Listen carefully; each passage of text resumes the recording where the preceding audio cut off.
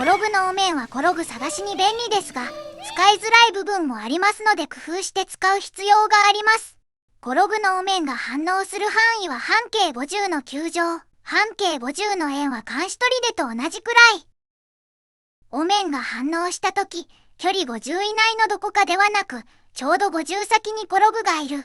またリンクが移動している方向にいるはずなので、トータルすると転ぐはこの赤いエリアのどこかにいる。以降ではこれを利用します。転ぐの場所の探し方。基本、高速移動しているとどこで反応したかが曖昧になるため、一度後ろに戻って反応を消し、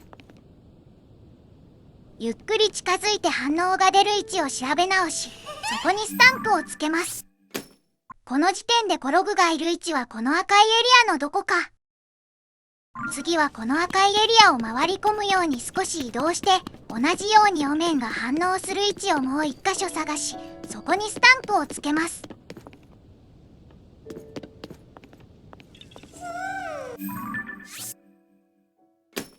最終的に転ぐがいる位置は、この2つの赤いエリアが重なったところです。ただしこのやり方は、赤いエリアを正確にイメージできないとうまくいきません。改良版のやり方をいくつか紹介します。距離の目安を作る。先ほどのやり方でお面が反応する位置を2点見つけましたが、1点目を見つけて2点目を探しに行くときに、直線的に6秒間 B ダッシュするようにします。ざっくりで OK。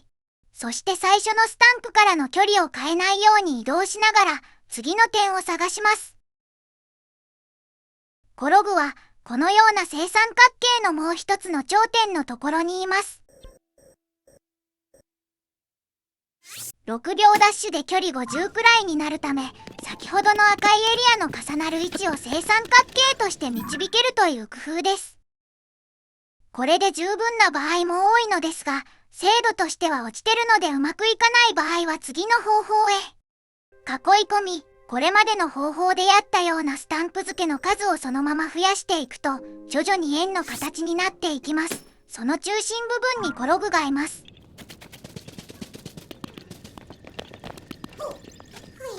角度を作って少ない数で円周を導いたり、一部から円全体をイメージできるようになってくると、少ない点の数で中心を出せるかもしれません。